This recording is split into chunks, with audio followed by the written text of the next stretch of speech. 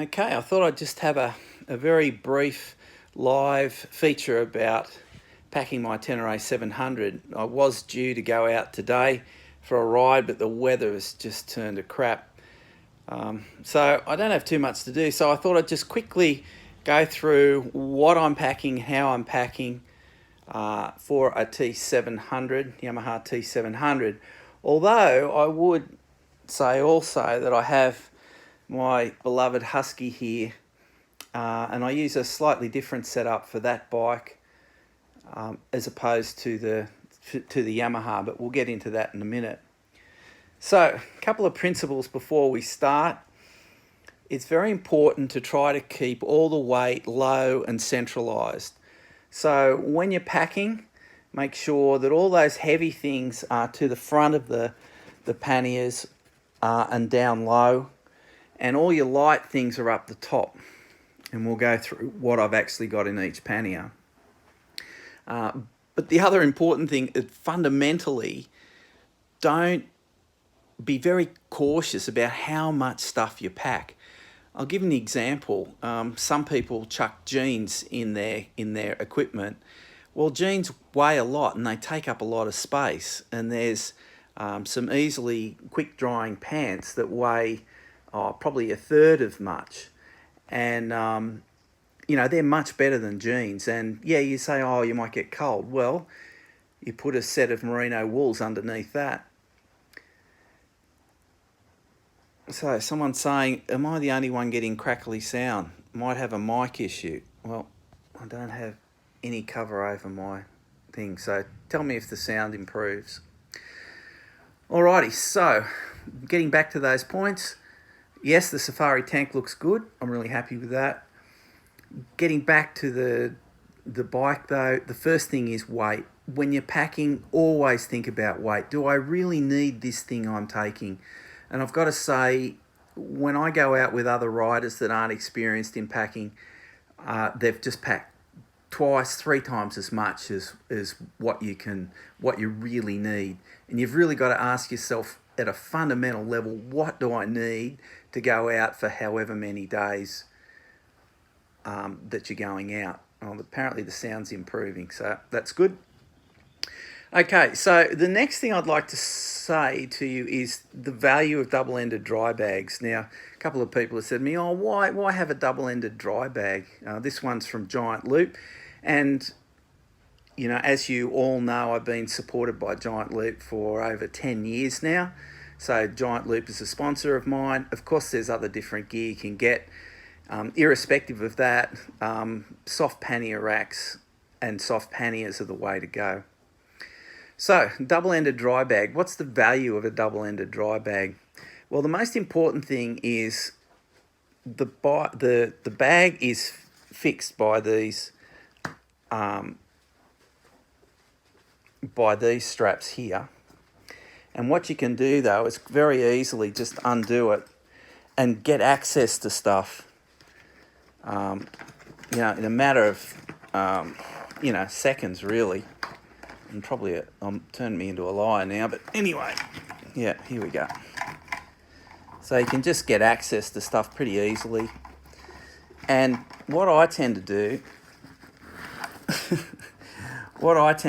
is put clothes or things I need for changing weather conditions on one side of the dry bag, and on the other I put easy stuff like tools, things that I want, maybe a first aid kit. So you can undo that, open it up, and get into that really quickly. And you haven't actually taken the thing off you haven't undone the whole thing. So that's the first bit of advice. Yeah, double-ended dry bags are a real good piece of kit. Now, in the Sisky U itself, on one side I carry tools, and I carry tools and tubes and all that sort of stuff really low. And then I fill up the rest with some of the heavier camping gear, for example, tins of food or cooking utensils and that sort of stuff. On the other side, I always keep the other side free for clothing, camera gear and that sort of stuff. And that's Although people might say, oh, gee, well, one side's heavier than the other, it doesn't make much of a difference when you're riding, I've got to say. Now, in the top, I try to keep it light, but my tent is in there, my sleeping bag, my mat for under the tent, and I just have a little bit of blue plastic, about 1 metre by 2 metres. It's just handy when you get up in the morning and you can just stand on it and get dressed. I generally don't take a seat, but Clubby wanted me to take a seat on this next adventure. Generally, I don't do that. I just sit on the ground. For me, that's another 1.5 kilos I don't need. And to be frank, the only place I can pack it is high, and I'd prefer not to pack it at all. Yeah, so that's the back of the bike. Normally on this Safari tank, I'm still working through the tank bag for this. The Fandango Pro tank bag I think is a little bit big for this, and I'm going to order a Diablo tank bag, which is a little bit smaller. Yeah, so I don't want to rabbit on too much about it, but if there's any questions you've got, now's the time to ask them. And while we're on that, I'll just go over to the Husky. Now, the Husky's a damn sight lighter than the Tenere. You're looking at about 60 kilograms lighter. This bike for me is for more challenging adventure riding. But the same thing applies. I still use a soft pannier rack. This is a Mototech soft pannier rack. And I use those same model panniers, which is the Sisky U panniers. They're the same ones I use on this bike. And I use the same Tillamook dry bag.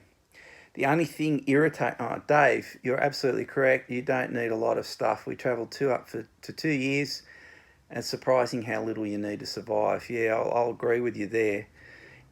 Nearly, I'd say 60% of the people that I see out on the trails have packed way too much gear. One of the things a little bit irritating with the Sisky U panniers that I'm going to sort out is the fuel for the rear tank, and the Sisky U panniers come over the top of that, and so you've got a bit more fiddling to do when you fill up the bike. On our Darwin trip that we recently did on Tropical Punch, Nugget primarily filled up his bike because he's got the long range, and I'm told my long range tanks are coming.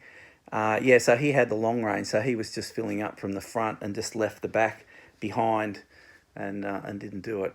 It becomes a bit of a chore. You want to make life easy for yourself, on long days, it gets the 10th or 12th hour and you're just stuffed, and the last thing you want to be doing is undoing straps to get to the fuel.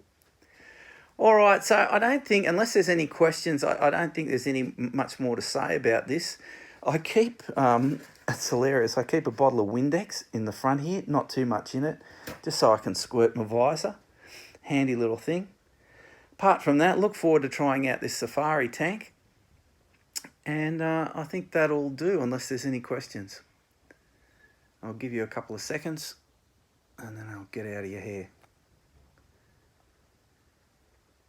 Okay, well, the next episode coming out on Mad TV will be the episode 3, comparing the KTM 890 and 1290 Super Adventure. Exciting news, Clubby and I go to Kawasaki headquarters tomorrow in the morning, and we pick up 2 brand new 2022 KLR 650s. So that'll be interesting. Looking forward to riding them. I'll do my normal adventure loop and see how we go. All right.